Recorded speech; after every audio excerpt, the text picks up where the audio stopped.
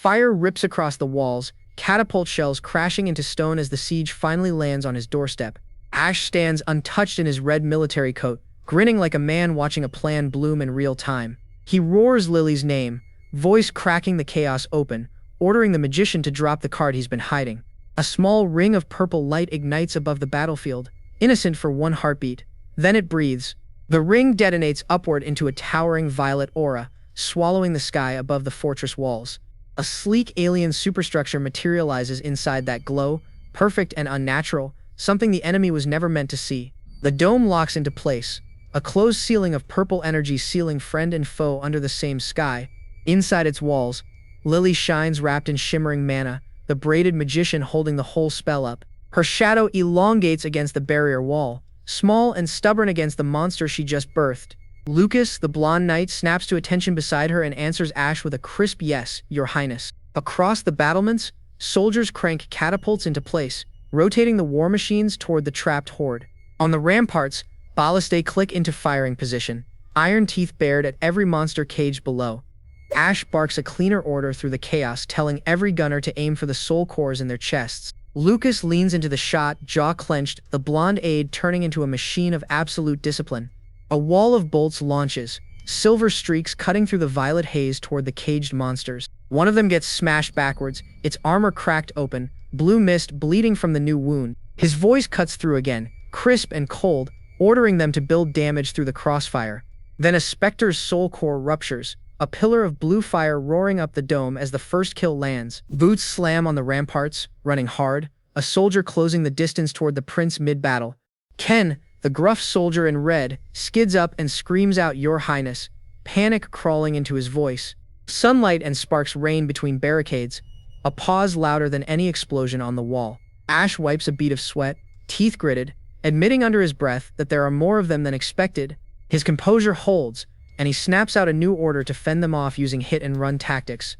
Then he calls her name out loud, voice sharp as a blade. Jupiter, the disgraced legend on his roster. Jupiter kicks her horse forward, hooves hammering the courtyard as she answers the summons without a word. Blue lightning erupts around her, wrapping her body in storm. The lightning sorceress bleeding her trait open. She rears back in the saddle, silver hair flying, and hurls a crackling bolt with a roar of take this. Lightning forks through the far wall, swallowing a full cluster of enemies, Ash nodding as she locks that flank. He turns to the next piece, calling for Demian, a quiet order that changes everything on the ramparts.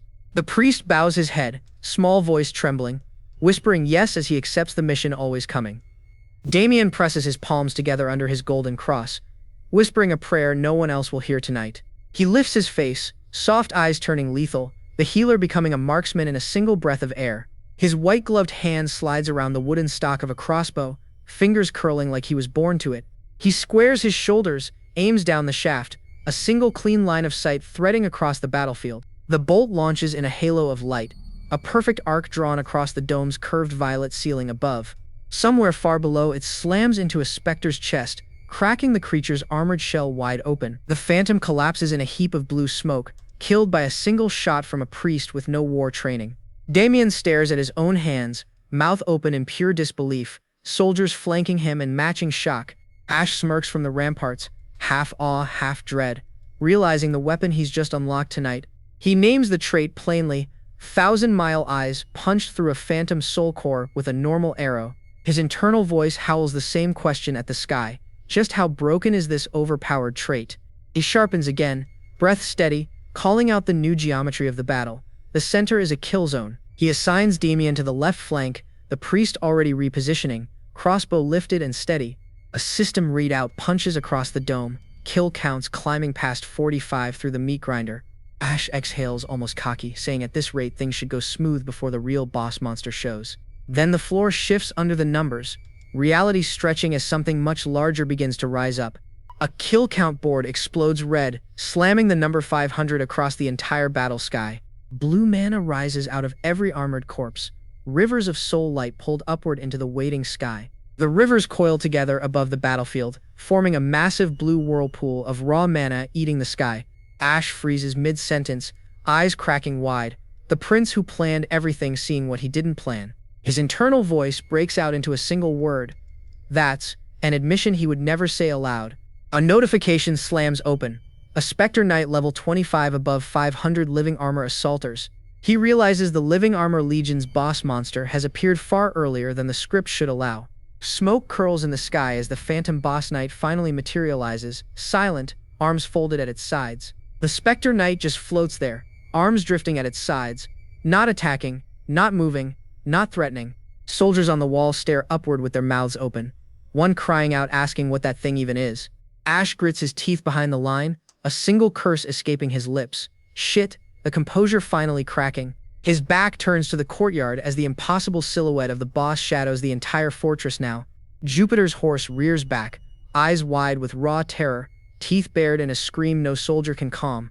Jupiter's own face twists, her eye patch dark against the panic, teeth clenched at her panicking mount. She fights to hold the reins, silver hair whipping, the lightning sorceress caught between horse and sky. Boots pound stone through dust and motion lines as someone runs toward a fight nobody asked for. Down on the battlefield, the mages freeze as a huge blue mana whirlpool splits the sky above them. Lucas twists around, eyes wide, screaming for his prince as gold armor catches the firelight behind him. Ash shouts back into the chaos, red cape snapping, refusing to accept what has just punched through the sky. A blue vortex churns over tiny silhouettes as panic rips through the soldiers watching the boss monster manifest. Two figures stand in a burning kill zone under that blue storm, the only minds still holding together. Ash chokes out an apology into the storm, begging the mercenary to hold on for him just a little longer. Jupiter jolts awake in darkness, confused, her young hand raised against a memory her old body still carries. Silver hair whips as she stumbles, catching her head, wondering what kind of hell she just fell into. A young soldier clings to hope beside her, shouting about a rescue team that everyone knows will not arrive in time. A phantom with a glowing blue soul core lunges sideways, its sword sweeping through the young soldier's throat. A blade stabs up through armor, the young soldier's eyes going wide as the strike finishes him instantly. Blue soul light erupts from a cave chest, the killing blow still glowing as the body crumples. The living armor stands tall in the rain of blue mist, soul core pulsing where its heart should be. Jupiter's one eye locks on the phantom, eye patch trembling as horror freezes every soldier's instinct she ever trained. She whips around, silver hair flaring, her lightning mercenary reflexes finally catching up to what just died beside her. Her pupil shrinks in a close horror shot, realization landing that another phantom is right behind her shoulder. A living armor looms over her in the mist, blue soul core burning like a lantern above her head. More armored silhouettes close in from the side, soul cores glowing in a broken ring around her. A dying hand reaches up through blood, voice cracking a desperate save me at the phantom tearing him apart. Her gloved hand snaps up, white lightning crackling between her fingers as she tries to call back her power. Jupiter spits out a curse, sparks leaking from her fist, her magic refusing the older woman's orders entirely. An armored grip locks her shoulders from behind, blue mist bleeding over her collar as she twists in panic. Jupiter stumbles forward, sweating, hair plastered, breath coming in hot, ragged bursts, her body half a century off rhythm. She sprints across the fortress stone as another phantom tears upward from the ground behind her boots. A dagger glints in a gauntleted fist, the living armor testing how sharp dead iron can still be. A long silver spear hangs in the mist, waiting for whichever body its ghost decides to run through next. A broken corpse hits the stone in front of her, and Jupiter's silver-haired profile freezes mid-thought. A tall, robed figure faces down a crowd of phantom armors, soul cores blinking like cold stars behind him. The reek of rusted armor and rotten water washes over her, a stench her veteran nose remembers too well. Lightning surges down a man's arm into a closed fist, her own signature sparking off somebody else entirely. Blue lightning snaps across Jupiter's face, her one visible eye burning with pure stubborn rage behind the sparks. A small silhouette bolts through a blue electric storm, the sorceress tearing herself free of the phantom circle. Jupiter sags in full uniform, medals on her chest, eye patch streaked with grime and a slow line of blood. Behind her, armored shapes crowd back into the mist while one hard thought cuts through her mind. I am screwed. A dark-haired figure dashes across the stone with a pole arm, shouting at her to get up and run. A young sorcerer yells in her direction, claiming that the spell he just cast was everything he had. He sprints along the stone with a staff braced like a spear, a phantom's core glowing beside him. He snaps that rather than bolt without a horse, he will stand here and burn down with her. Jupiter gapes at him in stunned silence, old mercenary instincts failing against a kid who refuses to leave her. He knocked the living armors backward with a long staff, drove distance between them and her worn-out body. He shouts that he will stop them any way he can, so prepare to cast another spell now. Lucas flashes past somewhere nearby, blonde hair streaking, running his own impossible errand across the killing field. A gauntleted fist crackles with blue lightning, Jupiter forcing one more burst out of a body already spent. A silhouette jerks backward, impaled on multiple phantom spears, blood spraying across the fractured stone.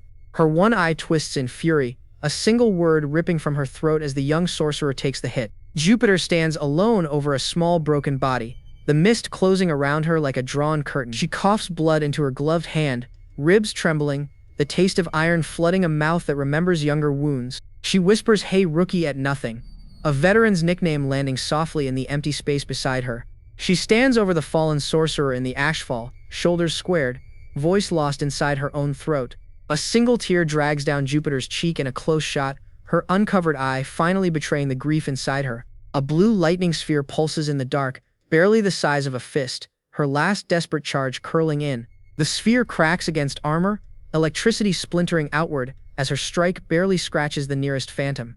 Blue electricity blows past her in a vertical streak, another spell fired and finished in a single breath. Jupiter stands in her full uniform, metals rattling, tiny blue sparks dying around her boots like dying fireflies. A bloodied glove lifts in the dark, fingers trembling, the sorceress checking her own shaking as the phantoms advance. She wipes at her mouth with her glove, smearing blood across her chin, eye patch catching the last of the lightning. Her glove trembles over empty air as her own thought lands flat. "I don't even have enough energy to light a cigar." "So this is how it ends," she says, mouth tight, eye patch framing a face finally ready to accept death. Boots pound the fortress stone at speed, someone tearing across the distance faster than the dead expected. A blonde shape flashes through the mist in motion lines, cape and armor catching gold against blue shadow. Jupiter opens her mouth in stunned shock, uniform still catching wind, metal swinging against her heaving chest. Lucas arrives beside her, blonde hair settling, blue eyes locked forward on the monsters between them and survival. Minutes earlier, atop the fort wall, Ash watches a blue storm swallow his last weapon and his last ally. A golden sigil ignites behind him, indomitable commander locks in, and every soldier in range feels the pressure snap back. Red-armored troops straighten their spines as the buff kicks in, their panic burning off like morning fog. Ash turns to Lucas, voice sharp as command steel, ordering the blonde knight to ride into the boss wave alone. "Go save Jupiter's party, pull them back alive, no arguments, because the only asset that can still win this is her." Lucas bows under the weight of an impossible order, then rises, blue eyes locked, promising return.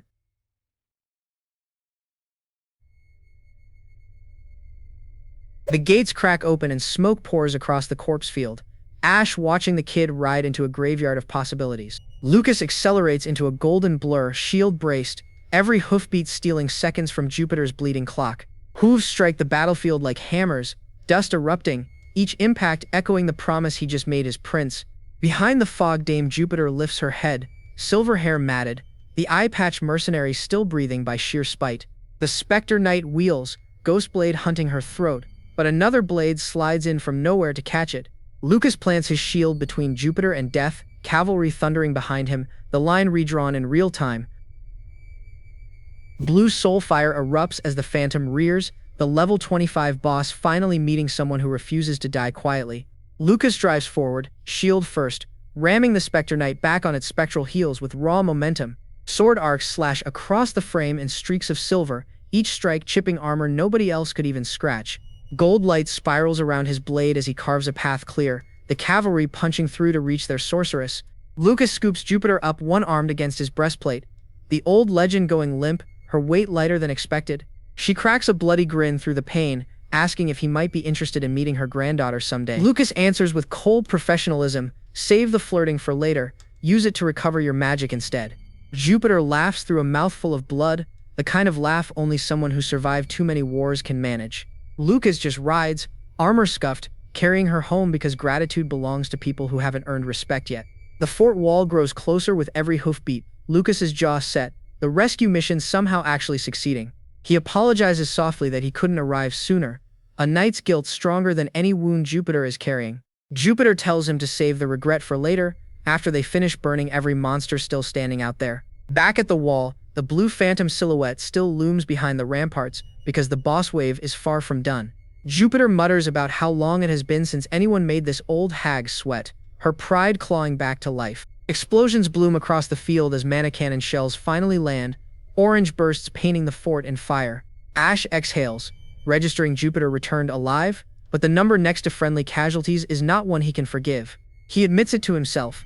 He was too confident in his game experience. Even in code he had to manage soldier mentality. A horse rears screaming in the reserve lines, wide-eyed and wild, fear contagious in ways no pixel sprite ever taught. Ash's eyes narrow in the dark, cataloging everything reality just added to his neat little tower defense spreadsheet. Reality's tax arrives in orange tongues. A grass fire spreading from the artillery line because Flame does not respect plans. Another cannon cooks off in a blinding flash, the friendly fire adding itself to a casualty column he never budgeted for. The blast wave rolls across the battlements, splinters and stone chewing through men the boss never even touched. Ash grits his teeth, admitting he wanted to end the siege with firepower alone. No hand-to-hand, no heroics, no funerals. A system window pops up. Stage 1 kill count 775. At least we took a lot of them with us. Jupiter's ghostly blue sigil flickers over the walls as she reclaims her stance, insisting this battlefield is still hers. Lucas kneels before Ash, armor dented, reporting mission accomplished. Dame Jupiter rescued, fort still holding. Ash studies the knight's face in silence, realizing this man earns something he can never fake, full respect. He turns to Jupiter, telling her he is glad she returned alive, and she bows her head, ashamed of the cost. Blood drips steadily from her torn arm onto the stone, muttering what a shame, a warrior measuring her own failure. Ash shakes his head. I sent you out knowing the horses might panic. The mistake belongs to the commander alone. Jupiter raises her ruined hand, blood already drying, saying no, the mistake is hers for underestimating the scenario. That's why, she hisses, pressing her palm forward, lightning veins crackling down her forearm in promise of payback. Blue energy coils around her like a second skin, the lightning sorceress charging up inside a body she cannot fully use. Sparks leap from her fingers, electric blue arcs that feel like stage 2 walking through the door without knocking. Down the wall, a cannon barrel cracks open mid-fire, golden flame bursting sideways as another gun eats itself. Ash roars the ugly truth over the chaos. The kill zone is no longer working, his artillery doctrine officially dead. Red armored crews stare at a gun now belching only smoke, their most reliable weapon reduced to scrap in one volley. Lucas steadies himself, reporting the enemies are still approaching, as if exhausted lungs could stop the next wave. Ash waves him off, take a break and recover. I need you sharp when the actual killing floor opens up. Below the battlements, phantom helmets surface through the haze, the living armor legion refusing to respect attrition. A clawed armored hand slams into the stonework, fingers spidering upward, the wall becoming a ladder for the dead. Rank after rank begin to climb, soul cores glowing blue through cracked breastplates, gravity apparently optional.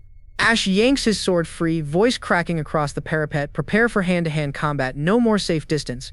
Chains yank, spears flip, weapons rack along the wall as every Imperial soldier pulls down his personal piece of hell. The red armored line closes ranks, shields locked, spears leveled, staring down at phantoms climbing into their faces. Sweat rolls down Ash's temple, the game interface long gone, only a teenage prince staring at a tide of armor. Above the melee, the system etches its verdict across the sky. This is the start of the real war. Blue fire rains across the ramparts as the living armor tide climbs the wall like an executioner arriving on schedule. Two red-caped soldiers brace back to back, breath-fogging, knowing the next breach is theirs alone. Ash throws up a gloved hand, voice tight, ordering every blade to hold the line until he says otherwise. Below him, the Phantom Armor Legion grinds forward in a river of cold blue light, soul cores pulsing like hungry lanterns. Steel meets steel as the Imperial line screams drop it, refusing to yield an inch of crossroad stone to the invaders. More phantoms crash against the shield wall, clawed gauntlets sparking off dented plate as defenders strain against the weight. A column of phantoms erupts upward in a geyser of cobalt energy, rattling every battlement on the wall at once. Two armored specters loom close, soul flames spitting, and the defenders know raw steel is not going to keep them standing. Ash grits his teeth, sweat beating, muttering how annoyingly resilient this legion is even after everything he has thrown at it. A phantom pushes into reach and defenders swing back, violet shocks rippling off its helm without actually slowing the thing down. Then Ash triggers party synergy, a blue crystal prompt unfolding across the sky like a guardian dropping into his lane. The roster locks in. Lucas, Ashek, Lily, Jupiter, Damien, 5 fighters chained together in one glowing hexagon of support. Eyes flare gold as the synergy locks, a 20% buff blooming across every linked fighter on the wall. A defender gasps, watching his shield arms suddenly move faster than the specter bearing down on him. A gauntleted fist slams stone so hard the floor cracks, the boss adjusting his grip on this fight. Another phantom rips free of the smoke, its soul core flaring like a blue eye that refuses to close against the night. Ash grits his teeth, sweat streaming, knowing this buff is a countdown and not yet a real win condition. 2 red-caped soldiers raise warhammers and charge. No hesitation, because for the first time tonight the math feels survivable. Lucas tears through the line in a blaze of gold spiral steel, his sword drawing a clean arc through phantom armor plate. "I'll cut the enemies down," he roars. "All you guys need to do is hold this line for one more breath." 2 more hammers swing in formation, defenders finally moving like a unit instead of scared boys on a wall. Ash smiles thin and mean, already adjusting the plan. It is not whether they can do it, they must do it. "Lily," he shouts, "activate the next artifact, because a 20% buff alone is never going to finish this fight." "Yes, your highness," Lily answers without flinching, already reaching for the sealed tool strapped to her side. Lily drops a green glowing relay that pulses with water magic, another layer snapping onto the party's synergy grid. A second prompt blooms. All comrades' movements become 5% faster for 5 minutes, stacking clean on the first buff. Plus, Ash thinks, the 3 characteristics I already equipped are locked and ready to come out tonight. Main order, attack totem, defense totem, 3 imperial boons sitting 1 menu card deep and waiting for his call. They will help in hand-to-hand combat, he breathes, the only kind of fight left tonight at Crossroad. His face hardens, dust swirling around his cape, because the speech is over and the ledger has just opened. "Everyone, succeed," he whispers into the wind, and on the wall Lucas swings into 3 phantoms at once with gold spiral steel. The blonde knight lights up like a comet, his stackable skill kicking in and making him stronger the more enemies he kills. Another arc of cutting light sends 2 specters flying back against the parapet, armor fractured, soul cores leaking. A caption notes Lucas is taking care of half the fort wall entirely on his own, a one-man extraction in progress. However, Ash's eyes narrow, because the rest of the wall is still his problem to hold completely alone. A soldier's face snaps back, blood spraying, proving this victory is never free no matter how clean the blade work looks. Ash barks injured people drop out immediately, switch out soldiers, already triaging the ledger mid-battle like a field commander. Unlike the boss, common phantoms can be worn down if we cycle fresh bodies in cleanly and keep the rotation moving. Damien lunges up saying, "Your Highness, I will return to the front line," but Ash's hand locks on his shoulder. No. He needs to use his power on the boss, Ash thinks coldly, not waste clairvoyance on common wave enemies. "What should I do?" the prince mutters behind hooded eyes, the weight of every soldier tonight riding on one decision. "There has to be a way to lower the injury rate," he grits, because trade math is eating into Crossroads' future. Then his amber eye flares bright. An idea lands, the kind that usually comes with a mana receipt attached. Fire erupts across the battlement as Lily launches a wall of flame, roasting the front rank of phantom armor in one breath. "You can use magic," Ash gasps, and Lily steadies herself, exhaling as the attack settles into a steady roar. "Are you serious right now?" she snaps back. "I've always been a mage, Your Highness. Did you never once read my file?" Dust and ash blur the horizon as defenders regroup behind the fresh firebreak she has carved into the advancing line. "I want to retire after this," she mutters to herself, "and I used up all my mana," her voice cracking. Another blaze roars up, fire magic strengthened by a total of 25%. Synergy stack turning her into a flamethrower. "You can do it, flamethrower?" "One more time," a defender begs. "At least treat me like a human right now." Red-cloaked reinforcements crest the rampart, hammers raised, swinging into the fresh gap that Lily's flame has bought them. A masked handler presses a potion into Lily's mouth, refilling her mana pool in a single long, steady pull. Then the sky cracks and a blue lance of light stabs down, the Spectre Knight boss sending a personal calling card. Phantom bodies collapse in piles as the lance clears a kill lane, but the surviving defenders still raise both fists. "It's over! We stop them!" They cheer, voices raw, believing for one perfect second that they have actually won. "It's not over yet," Ash growls, turning his back on the celebration because he knows exactly what is coming next. What? Lucas stammers, hair damp with sweat, reading his commander's face and feeling the temperature drop fast. Phantom helmets hit the ground around them, empty, lifeless, leaving only scattered armor pieces rolling in the dust. Then a pulse of concentrated blue light coalesces above the wall, a soul core forging itself a brand new body. A sword shape of cobalt energy carves sideways through the air, the Spectre Knight re-entering the board personally. Light detonates against the ramparts as its blade meets whatever defensive token Ash has queued up in response. A phantom shape rears, soul core blazing, roaring as it claims the wall for its second phase of the assault. Two defenders brace, shields up, staring at a pillar of blue flame that was not there one breath ago. Ash's gloved hand trembles against his thigh, betraying him in front of his own army right now. He squeezes the fingers closed until the shake dies, because a commander who flinches cannot issue the next order. It is nothing but a level 25 monster, he tells himself, repeating it like a spell against his own panic. Fire, he screams, and the mana cannon answers, spitting molten light straight into the Spectre's armored chest. Do not save your shots, he demands, pouring every artifact the fortress owns into one unbroken wall of heat. The Spectre walks through the firestorm anyway, blue eye still glowing, still hungry for the walls beyond. The soul core glows through the smoke, cold and electric, like a second sun that refuses to die properly. Keep shooting, he orders, because Ash refuses to let the thing reach the front gate unanswered. Flames sheet across the Phantom's body, but it simply keeps walking, each step a verdict against every shot fired. Ash screams to activate the third artifact, sweat cutting lines through the soot on his jaw. The magic multiplier, an R-ranked amplifier, ignites in blue geometry, doubling every spell the fortress still owns. Blue fire wreathes the back of Dame Jupiter's silver hair as the amplifier grips her body and refuses to let go. Her eye patch catches the glow and she smiles like a killer finally given permission, whispering just one word, good. It feels just like my golden days, she murmurs, and the air around her begins to crackle and scream. Ash points to the Spectre's breastplate and orders her to focus every drop of voltage directly there. Storm clouds curdle above the fortress, yellow veins braiding into something older and hungrier than the Empire itself. The column drops like a judgment written in cobalt, bleaching again, the forbidden spell that once wrecked her career. Light swallows the Spectre whole, wrapping it in a cage of gold lightning the fortress has never channeled. The strike lands, metal tearing like wet paper, and the Phantom's ribs peel open around its burning center. The soul core hangs exposed, naked, pulsing in the air where its armored chest used to be just seconds ago. Ash's eyes snap wide and he screams the one name that matters in this entire siege, Damien. Damien's golden eye snaps open, 1,000-mile eyes catching a target no sighted man in this army could track. His white glove tightens on the trigger with the certainty of a man who has never needed sight to kill.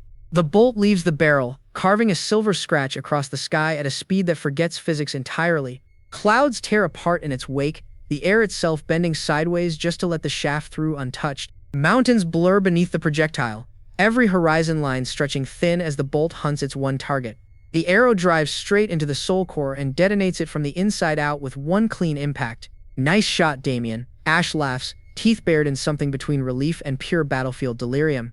Then his smile dies, because the Spectre's soul core flares back to life like it refuses the last rites. The soul eye contracts into a pinprick of rage, a dying god finding one final reason to punish them. Damn it, Ash thinks, was it not enough to crack its heart open in front of everyone watching? Blue flame erupts back around the skull, wilder than before, the soul core throwing one last violent tantrum. If that sword falls, it is going to destroy the fortress walls he spent every resource defending. Ash's pupils shrink to dots, the commander inside him calculating impact points faster than his lungs can breathe. The colossal blade crackles with residual lightning, descending toward the stone he swore his life to hold. His face twists with the horror of realizing he personally pulled every citizen inside these fortress walls. The Spectre screams through its exposed core one final time, sword carving a shadow the size of a district. Lightning spider webs across the steel, every tremor promising instant death to anyone still standing in its shadow. The blade is no longer a weapon in any normal sense. It is a falling mountain aimed squarely at him.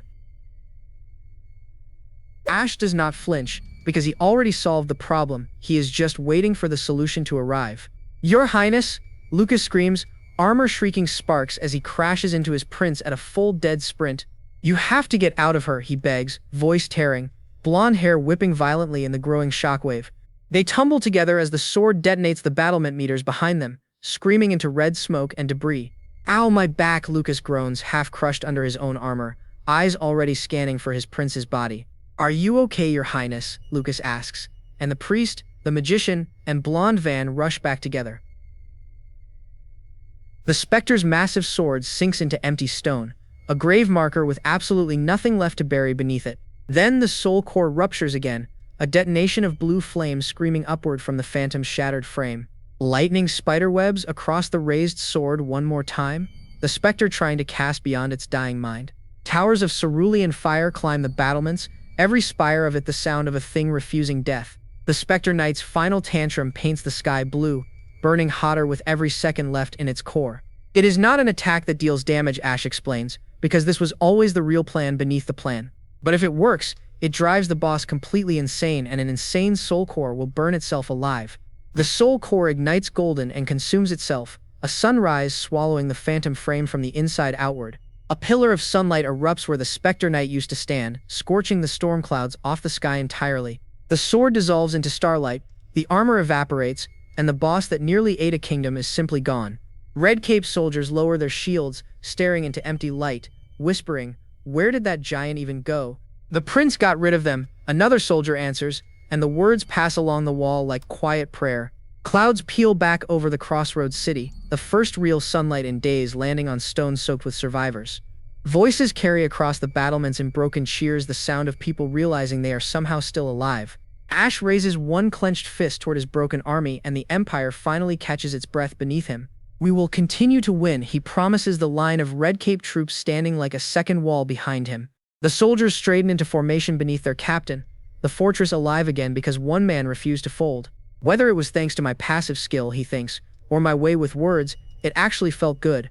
For the first time since the game became his life, Ash was not acting like a prince anymore. He had become something the Empire did not have a word for yet, and the capital walls were already listening.